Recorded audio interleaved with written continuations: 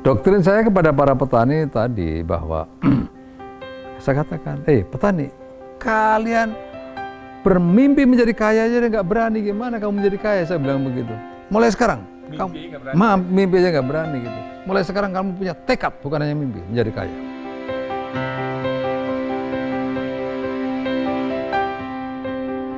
Assalamualaikum warahmatullahi wabarakatuh.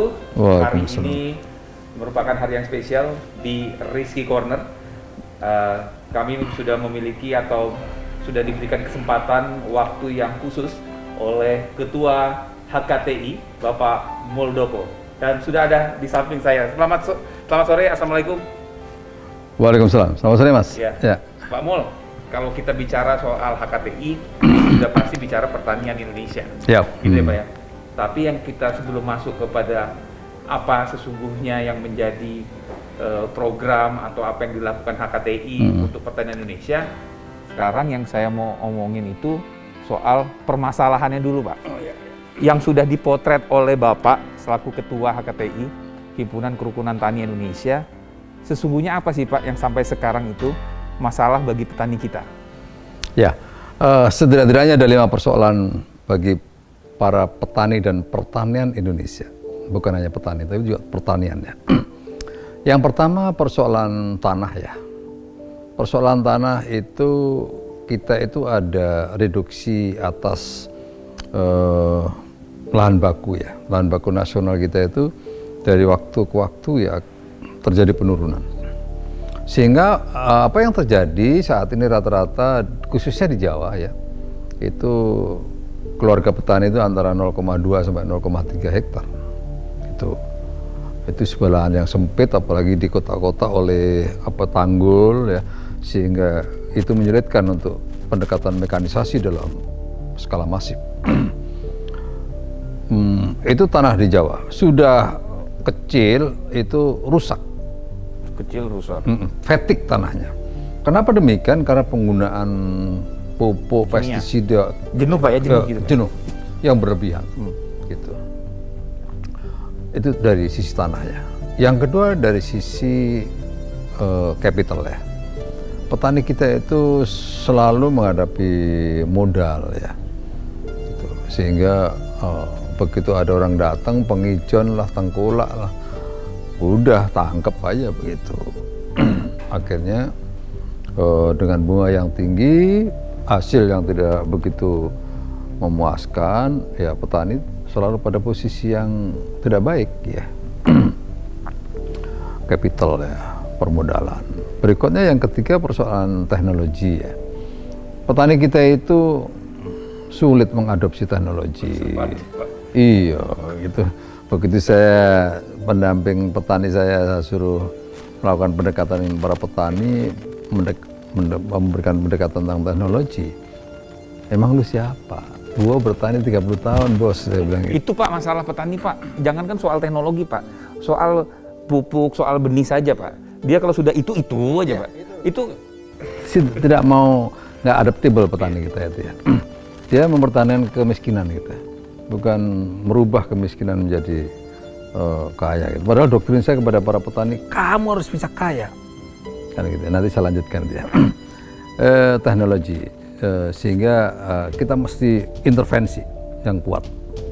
Berikutnya masalah manajemen. Petani kita tidak terbiasa dengan manajemen. Ya udah asal jalan bertani, petaniannya sekedar untuk hidup, bukan untuk penghidupan yang lebih layak. Ya gitu. Akhirnya apa? Ya dia bekerja nggak terukur ya. Ditanya berapa HPP-nya dia nggak tahu itu. Karena tidak terbiasa seperti itu. Sehingga mau untung mau rugi nggak tahu itu ya. Berikutnya yang terakhir pasca panen ya. Pasca panen itu satu dari sisi how mengelola produk ya. Itu juga masalah ya. Seperti contohnya anggaplah padi lah ya. Petani tidak sadar bahwa dengan panen yang tradisional itu ada loss 10%. Dengan harvester, dengan mesin harvester itu masih loss antara 2-3% ya. Bayangin kalau 10% kan 1 hektar udah 10 hektar udah 1 hektar kan yang gitu. Di samping itu pasca panen juga menghadapi persoalan harga. Biasanya petani pada posisi yang selalu kalah. Tidak punya daya tawar, tidak punya daya tawar yang tinggi, Pak. Iya, karena apa? Karena petani 2 minggu sebelum panen itu segini, Bos. Tapi begitu 1 minggu Udah iya benar, Pak. segini udah. Benar banget, Pak. Nah, gitu. Solusinya ya sekarang solusi tanah. Penyusutan tanah, maka ada upaya pemerintah untuk selalu melakukan ekstensifikasi ya, membuka lahan baru. Tapi pertanyaannya, seberapa efektifkah lahan baru yang dibuka selama ini?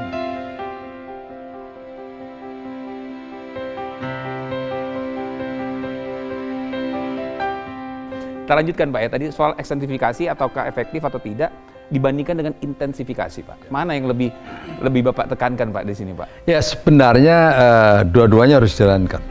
Oh, dua-duanya? Harus.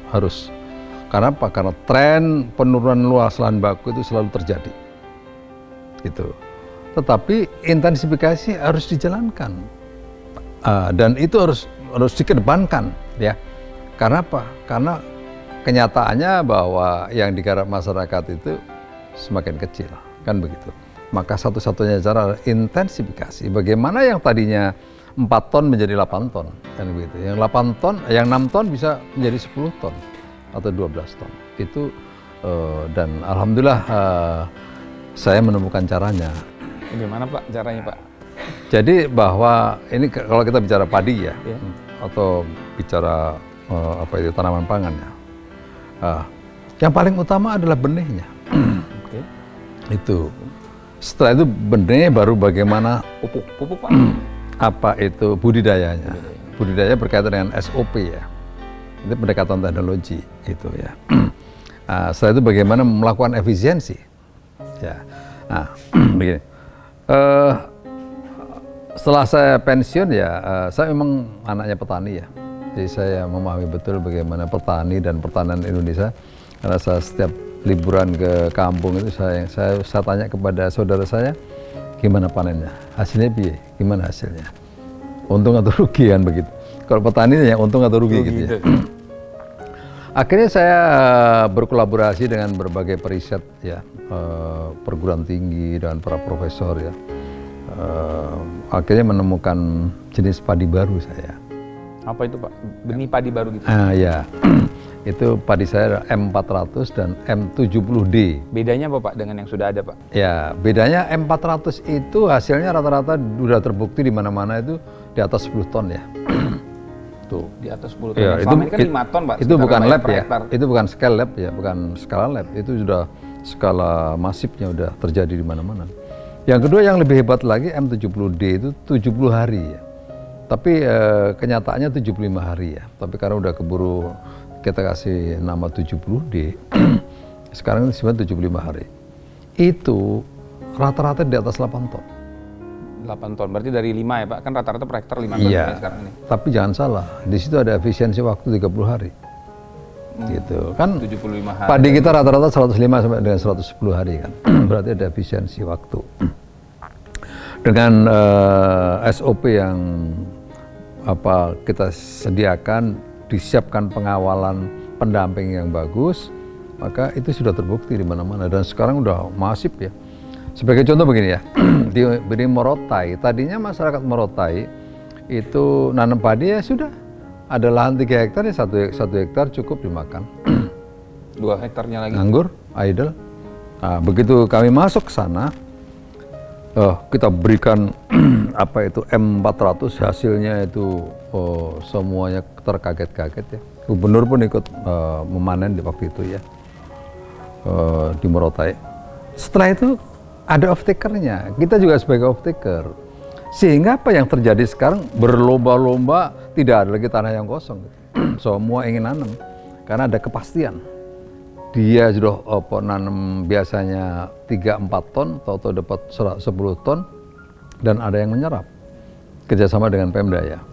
Wah, sekarang ini luar biasa masyarakat. Juga demikian yang ada di Sumatera Barat ya, di Dharmasraya. Begitu kita kasih yang 70D tadi, wah, orang-orang gila itu, gila-gila semua itu. Ya karena hasilnya meningkat, Pak, hasilnya langsung meningkat ya. luar biasa, 8,4 ton. Pak. 8,4. Belum lagi yang di Sumatera Barat Daya juga seperti itu. Banyak di daerah lain udah berkembang ya. Nah, maksud saya, Ini juga termasuk yang untuk di program di Kalimantan nggak, Pak? ya ini kita coba ya. Yang kita pertama ini kita akan uji coba yang 1.000 hektar ya. Itu nanti kita beberapa varietas. Karena saya ingin melihat kesesuaian lahan ini dengan spesifik padi yang seperti apa yang cocok. Kita nggak boleh maksa. Gitu. Walaupun itu barang saya, tapi saya nggak mau maksa. Kalau nanti mau Ciherang yang bagus, ya Ciherang. Kalau Impari yang bagus ya Impari. Mana yang paling Dilihat kecocokannya juga, Pak, Iya, ya, dengan iya, kondisinya, iya, Pak, betul, ya. gitu. Oke. Pak, bicara tadi Bapak kan masalah pertanian kita, Pak. Tadi kalau saya coba mengerucutkan jadi 3 masalah tadi pertanian khususnya buat petani, Pak. Tadi modal, Pak, salah satunya. Kita mulai dari modal, Pak. Sampai dengan hari ini modalnya sulit, Pak, karena tidak bankable, Pak. Bank juga susah. Makanya mereka butuh ada jaminan, Pak. Kan sebenarnya sesungguhnya para petani ini tergabung dalam kelompok-kelompok tani, Pak.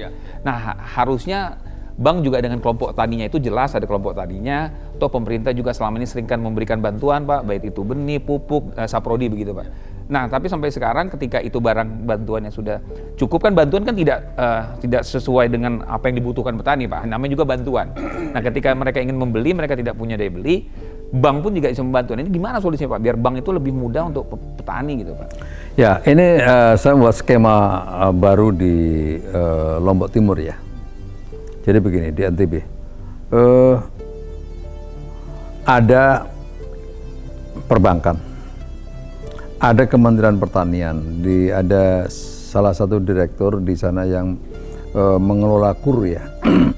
Ada alokasi kur, ada 50T, Pak. 50T Iya. di Kementerian Pertanian, tapi uangnya ada tetap di bank kan, tapi dia punya alokasi kan.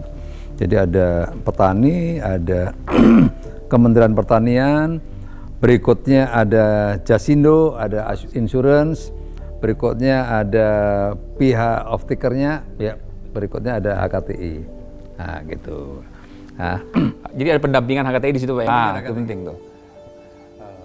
Pasti itu, Pak, ya, ada pendampingan dari HKTI itu, Pak, ya, gitu ya. Persis. Karena petani itu harus ilmunya tadi, kemudian dia harus ada mendampingi. Itu salah satu masalah utama juga. iya. Nah, ya dari off-taker ini sebenarnya juga memberikan jaminan jangan sampai uang yang digelontorkan oleh perbankan itu nanti disalahgunakan oleh petani. Maka yang diberikan kepada petani itu dalam bentuk ada pupuk, untuk benih. Nanti kalau dia kebutuhan untuk operasional ya kita kasih. Jadi itu semuanya dikawal dengan baik ya. Mungkin bisa menggandeng pihak swasta, ada peran swasta di situ, Pak. Mungkin yang memang yang memiliki tadi saprodi tadi itu. Ya tadi pihak swasta yang off-taker tadi tuh. Taker tadi. Nah, dia sebagai off-takernya, dia yang menyiapin barang-barangnya. Ya. Ini ada aplikasinya sehingga petani jagung, kita tidak menentukan jenis jagungnya, petani menentukan. Nah, kita hanya yang dari pihak swastanya itu yang menyiapkan. Jadi bank pun yakin, Pak, ya, uangnya tidak salah gunakan. Jadi jelas untuk dibelikan tadi saprodi tadi. Iya, jadi mekanisme ini berjalan ya. Kemarin Sudah, Pak, ya, di Lombok ya, di Lombok tadi. iya, Pak, ya, di Lombok itu ada 300 miliar ya kemarin bisa tersalurkan. Jadi memang juga persoalan bankable tadi itu harus ada sebuah solusi ya. Petani tidak bisa mencari solusi sendiri. Maka kita mencoba bagaimana semuanya itu dikolaborasikan. Sehingga bagi bank merasa aman, berikutnya bagi Jasindo juga merasa tidak terlalu khawatir karena ada pendampingan dari HKTI, berikutnya dari pihaknya kementerian juga bisa memastikan bahwa uang yang 50 triliun itu bisa terserap kan begitu ya. Nah, petani sehingga terbantu. Nah, itu diantaranya ya. Jadi tidak bisa kita hanya ngeluh, gimana sih kur ini kok nggak bisa jalan-jalan. Nah, itu persoalannya kita. Jadi paling tidak sudah jalan ada, Pak, ya. Jadi tinggal memeratakan saja bagaimana pendampingan dari HKTI tadi hadir di kelompok-kelompok tadi. Ya, itu saya pikir sebagai model, sebagai model yang kita coba kemarin. Yang kedua, Pak, tadi modal, kemudian knowledge atau pengetahuan tadi yang konservatif. Petani ini kalau udah kecenderungannya 1A, merek A ini. Jadi dia nggak mau berjudi, tanda petik, Pak. Jadi kalau pakai ini ya dia mau lihat dulu hasilnya. Dia nggak mau dicoba di tempat dia. Ya. Karena makannya dia, kalau ini nggak panen nggak makan. Persis. Nah, itu gimana tuh? Ya, prinsipnya petani seeing is believing. Untuk itu apa yang dilihat itu yang dipercaya. Untuk itu kita buatkan demlot. gitu. Dari Demlot itu kita biasanya udah mulai melibatkan petani ya. Berikutnya kita siapkan pendampingan, kita kenalkan SOP-nya, baru kita ajari mereka. Nah, dari situ kita nanam di tengah-tengah petani yang lain menanam. Begitu barang Dia lihat hasilnya. Iya, begitu barang kita bagus, petani baru terkaget-kaget. Kok bisa begini? Kenapa? Bagaimana cara? Disitulah seeing is believing tadi berproses gitu. Nah, yang ketiga Pak, soal bagaimana tadi Pak market pasar. Jadi kesulitan Pak. Jadi nyambung nih Pak, dari modal mereka sulit, datang Ijon, uangnya dipakai, kiriran barangnya ya sudah ke Ijon tadi itu Pak. Si Tengkulak tadi barangnya akhirnya dia dibilang Bapak tadi tenggelam tadi dia Pak, udah tidak bisa nafas lagi dia. Nah, ini marketnya juga harus menggandeng HKTI, mungkin bisa bantu atau pihak-pihak swasta lain Pak. Ya, sebenarnya begini. Sebenarnya begini juga ya. Saya setelah pensiun kan saya membuat perusahaan M-Tani ya. Itu perusahaan pertanian lah ya. Itu mulai memang dari end to end ya. Begitu saya jadi ketua HKTI, apa yang kita lakukan seperti benih padi segala itu kita kolaborasikan dengan HKTI ya. Karena biar semuanya bergerak. Sebenarnya memang semua petani yang bergabung dengan kami ya barang-barangnya dipastikan diambil gitu ya.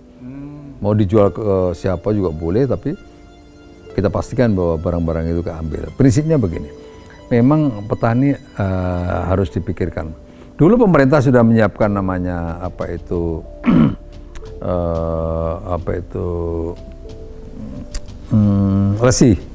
resi gudang ya. Oh, resi gudang. Iya kan. Apa sih makna dari resi gudang itu sebenarnya? Harapannya pemerintah, petani itu setelah dia panen jangan langsung dijual. Karena begitu dijual harganya pasti murah. Karena lagi panen Pak. Maka masukin dulu ke gudang. Masuk ke gudang dikasih resi, bisa dibawa ke bank, dicairkan 15% sampai dengan 20%, oke? Nanti pas harganya bagus, ini dijual. Tapi sekali lagi bahwa satu, itu tidak bisa dilepaskan ke petani. Harus ada penyangga sebelum ke gudang. Siapa itu Pak? Bisa dalam bentuk koperasi, bisa dalam bentuk korporasi kecil yang dibangun oleh mereka sendiri. Oh, ini seperti Pak Presiden bilang kemarin. Iya. Nah, kalau enggak bisa, karena begitu masyarakat sudah mau tenggelam, oke. Nah, kita kasihkan uang itu kepada mereka, sehingga barangnya tidak bisa dijual langsung gitu. Tapi ya sekali lagi bahwa ini memang memerlukan sebuah pengorganisasian yang bagus ya. Kalau enggak ya balik lagi begitu. Jadi sudah jelas Pak ya tadi ya, sudah ada yang semua mengawalnya tadi Pak ya, mulai dari masalah tadi modal, kemudian pendampingan, kemudian sampai dengan marketnya tadi ya. Ya. Nah sekarang balik ke pertaniannya tadi Pak, pertaniannya tadi termasuk dengan lahan kita yang makin hari makin terbatas, satu, kemudian petani pun juga makin berkurang sekarang. Gimana nih Pak, HKTI biar mengiger orang, ayo dong bertani. Tadi Bapak saja sudah memang anak petani, kemudian masih concern terhadap pertanian. Nah ini rata-rata petani kita tuh umurnya di atas masih 50 Pak. Iya benar. Jadi milenialnya ini belum nih Pak, gimana nih Pak? Memang ada dua pendekatan. Yang pertama segera beralih ke mekanisasi ya. Yang kedua pelibatan peran anak-anak milenial itu. Jadi saya ingin menggarisbawahi bahwa bertani itu bukan harus berlumbur-lumbur kan begitu. Jadi ada sebuah rangkaian panjang dalam pertanian itu, mulai dari pengembangan risetnya, berikutnya budidayanya, berikutnya panen, pasca panennya, sampai dengan barang itu ke pasar kan begitu.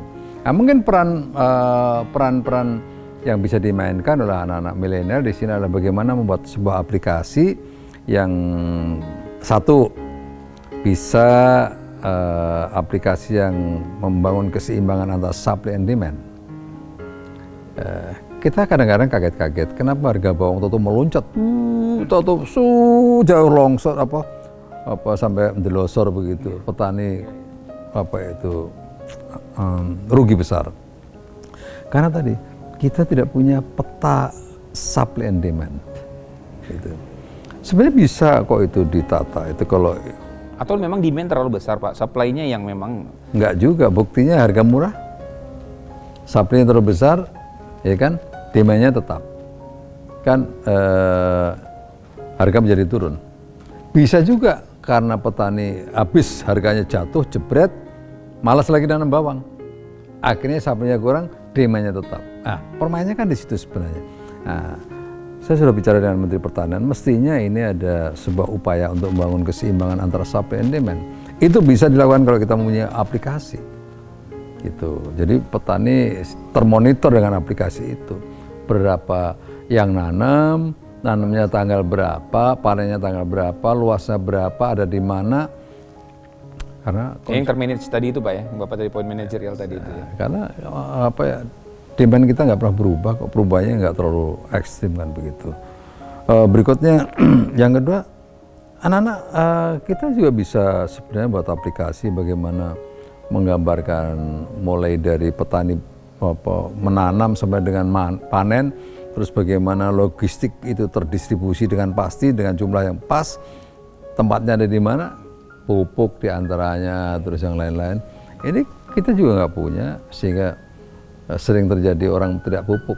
Iya Pak. Karena kita memang nggak punya petanya, ya kan? Distribusinya Pak yang sulit. Ya distribusi, karena kita nggak punya petanya itu dimainkan dari distribusi. Tapi kalau petanya kita tahu, ini barang ada di mana nih? Kenapa ini nggak turun nih? Di mana? Siapa yang main? Terus kita sekarang nggak tahu karena nggak tahu. Tapi menurut Bapak Pak, selaku Ketua HKTI, apakah Bapak meyakini Pak dalam hal ini pemerintah itu sesungguhnya sudah mengetahui persis Pak CPCL, calon petani calon lahan itu yang detail Pak, di mana banyak daerah-daerah satelit loh Pak di luar itu yang tidak terpantau Pak, ternyata di balik gunung mereka akhirnya memang harus dapat, ternyata tidak dapat Pak, barang ini kan sulit Pak dipantau. Ya CPCL sebenarnya Kementerian Pertanian bisa memastikan karena dia memiliki data tentang Gapoktan. Ya. Dari Gapoktan itu dia membuat CPCL. Nah, persoalannya adalah seberapa besar subsidi itu bisa diberikan. Ini juga masalah. Karena nggak mau semuanya bisa disubsidi gitu. Jadi bisa aja saat ini kawasan ini dapat subsidi, berikutnya tidak ada subsidi dan seterusnya. Tapi intinya begini loh, petani itu sebenarnya yang dibutuhkan adalah ketersediaan. Gitu. Barang subsidi kalau nggak ada tersedia, pada saat dia harus mupuk barangnya nggak ada. Yang paling penting adalah ketersediaan barang itu ada. Kalau harga sih petani ya fleksibel kan begitu. Tapi masalahnya nggak ada barang bos. Makanya Pak, jadi barangnya mungkin akhirnya terlambat Pak lewat masa tanamnya. Mereka nggak nanam jadinya Pak. Itu Pak, itu masih terjadi Pak saat ini Pak. Terjadi dan juga demikian juga itu subsidi benih. Kadang-kadang benih itu subsidi itu bukan digunakan untuk benih, malah dimasak. Karena apa? Karena nggak yakin bahwa itu benih yang diberikan itu benih yang unggul gitu. Nah, kalau kami kan juga mengelola benih ya, benih itu setelah kita dengan mengolah benih ini artinya juga mendistribusikan ke mereka Pak, ke para petani? Atau? Iya, kan begini bos, proses benih kan itu diberikan kepada penangkar. Setelah itu kita beli lagi, kita proses menjadi benih itu. Kalau 10 ton itu paling banyak itu hanya 5 ton, itu paling banyak gitu. Separuhnya, berarti separuhnya jadi beras gitu. Tetapi kalau kita menjadi 75 atau 80%, nanti benihnya itu pasti jelek. Nah, itu yang sering dirasakan oleh para petani. Nah, ini juga perlu dievaluasi oleh Kementerian Pertanian karena itu bagian dari subsidi yang diberikan kepada para petani. Gitu. Pasca panen juga menjadi masalah itu Pak. Setelah pasca panen tadi itu. Kemudian katanya kita ngomong padi Pak, yang gabah, proses rice milling juga masih kurang Pak di lapangan di petani kita. Iya, begini. Pasca panen itu petani punya waktu 6 jam untuk mengelola padi itu agar tidak rusak ya. Jangan sampai kena air, jangan sampai enggak terurus dengan baik karena nanti begitu air itu sudah masuk ke pori-pori beras, padi masuk ke beras maka menjadi kuning dan itu warna itu nggak bisa hilang gitu. Nah, jadi memang sebaiknya dalam satu rice mill unit itu ada dryernya, itu kan begitu, ada silonya gitu. Nah, persoalannya Satu, pemerintah juga sudah melakukan. Ada beberapa dryer yang ada di daerah-daerah itu. Dryernya kecil. Itu hanya 15 ton per dryer itu 12 sampai. Enggak, karena saya bicara sama petani Pak, iya Pak intensifikasi kita meningkat Pak, cuma mesinnya nggak ada Pak, kita percuma juga gitu Pak. Iya sih memang itu sebenarnya swasta yang harus ambil perannya Pak. Area swasta ya. Memang nah sekarang sudah mulai dipecahkan oleh Bulog ya, Kabulog. Kabulog sekarang udah mulai membangun beberapa rice mill kecil ya. Kami juga mencoba membuat rice mill itu yang kecil ya, tapi banyak. Jangan membuat kayak kemarin 3 pilar itu, gede banget akhirnya. Itu begitu musim panen, dia kangkangin semuanya dengan harga mereka. Akhirnya rice mill yang kecil-kecil itu jadi komplain begitu. Betul. Pak, soal ahli fungsi lahan Pak, sekarang kan sawah jadi ahli fungsi, itu jadi masih jadi isu juga tuh Pak. Itu satu. Yang kedua juga soal tadi Pak, program di Kalimantan misalnya kita ngomong Pak, saya ke sana bicara sama orang-orang sana, mereka bilang Pak ini bagus nih ditanam jadi food estate begini, orang lokalnya Pak ya, orangnya juga dikirim nggak Pak katanya, yang untuk mengelolanya, dia bilang gitu, karena kami nggak sanggup Pak gitu, ada kecenderungan seperti itu Pak. Iya. Itu perlu TNI Pak turun bantu gitu. Ada dua zona ya. Satu zona yang ada di Pulang Pisau. Itu sebenarnya luasnya cukup luas banget dan itu existing ya. Masyarakatnya memang sudah 168.000 loh Pak. Ya semuanya. Ini yang sudah existing, masyarakat sudah memang culture bertaninya sudah ada. Tapi ada yang di kawasan mana itu? Kapuas Pak? Ya Kapuas. Itu ditinggalkan oleh masyarakat. Setelah kita dalamin ada apa? Ditinggalkan. Oh rupanya daerah itu sering banjir. Manajemen airnya kurang bagus gitu. Nah sekarang ini pemerintah datang ke sana untuk satu membenahi dulu manajemen air. Irigasinya dibenahin, bahkan melibatkan perguruan tinggi untuk on off-nya air itu nanti. Ya, itu semuanya by digital sudah, digitalisasi. Berikutnya yang kedua memanage jalan produksi ya, agar efisien. Karena kan luas. Infrastruktur jalan. Infrastruktur jalan dibenahi. Saya katakan kepada Presiden, Pak, kita coba dulu 1.000 hektar dulu Pak. Untuk apa Pak Muldoko? Kita ingin tahu kenapa dulu barang ini ditinggalkan oleh masyarakat. Setelah kita tahu 1.000 hektar dan bagus, baru kita nanti masif secara bertahap masifnya, secara masif tapi bertahap gitu. Karena kita di situ ada sekitar 30.000 hektar ya, 32.000 hektar. Nah, ini nanti kita nggak lama lagi kita akan masuk uji yang 1.000 hektar ya. Nah, itu memang satu Kementerian PUPR itu menyiapkan tadi manajemen airnya dan jalan. Berikutnya Kementerian Pertanian menyiapkan berbagai sarana prasarana produksi ya untuk menyiapkan lahan itu siap tanam. Berikutnya nanti dari swasta dia yang tanamnya, gitu, yang mengawal tanamnya itu. Tidak semuanya tidak bisa dipaksakan harus tanam ini, tetapi bagaimana jenis tanaman apa yang paling sesungguhnya yang paling bisa diandalkan di situ. Kemudian termasuk masalah tanah di Indonesia Pak, pertanahan. Tadi Bapak sempat singgung tanah di kita itu yang jenuh, masam.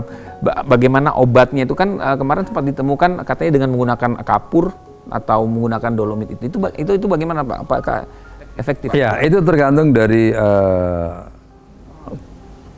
tingkat lemahnya itu barang ada di mana. Kalau tingkat keasamannya tinggi, maka dolomit diantaranya jawabannya. Jadi kita lihat pH-nya. Kemarin saya sudah lihat pH-nya 5,2, ada yang perlu itu. Ya sudah 5,7. pH-nya sebenarnya nggak terlalu sulit untuk ditingkatkan. Maka dolomit, tebar dolomit itu sudah perubahan pH akan terjadi ya. Tetapi juga ada tanah-tanah yang memang fatigue tadi. Begitu kering kita canggul kan kayak keluar apinya. Iya, asap-asap gitu, betul Pak. Panas gitu Pak. Maka ada kalau kami sekarang melakukan pendekatan memuliakan lahan, memuliakan tanah. Dengan cara apa? Dengan POC ya. pupuk organik cair.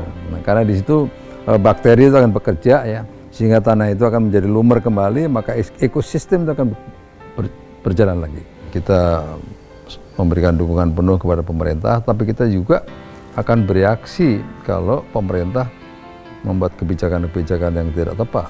Sebagai contoh, import, oke silakan import, kalau memang harus import, tetapi hati-hati, jangan sampai importnya itu pas panen raya.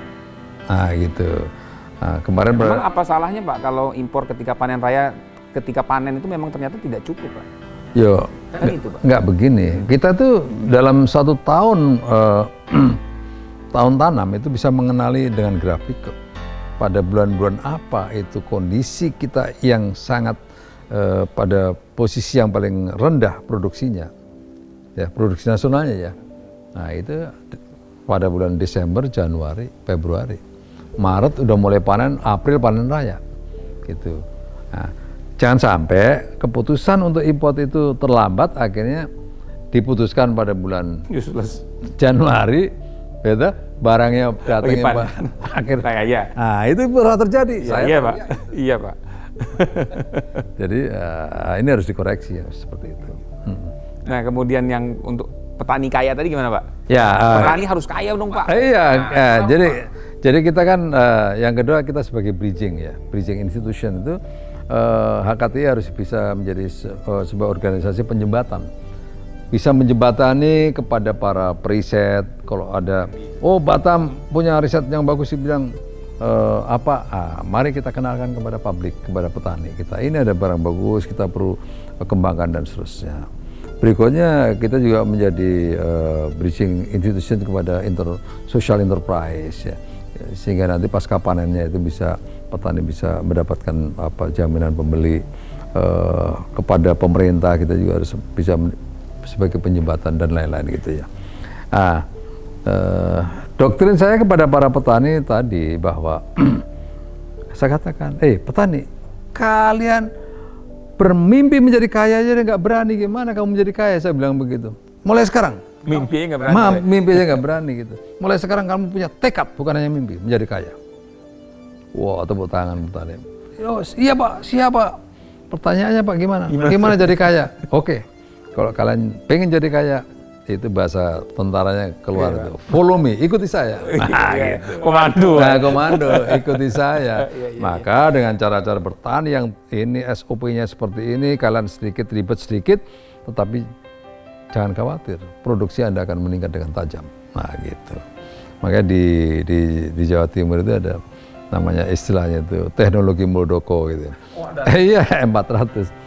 Oh, yang tadi benih. Ya itu teknologi Muldoko. Berikutnya karena saya sering berada di tengah-tengah mereka itu ya, wah ini kalau dulu Panglima TNI sekarang Panglima Tani begitu. Kalau Sari Agri kita prajuritnya tani Pak. Nah itu yang penting itu. Kita bisa kolaborasi. Baik Pak Muldoko, terima kasih. Ya. Terima kasih Pak. Ya, thank you. Ya, demikian wawancara spesial kami di Risi Corner bersama Ketua Umum HKTI Bapak Jenderal Purnawirawan Muldoko. Sampai ketemu di Risi Corner berikutnya. Sampai jumpa.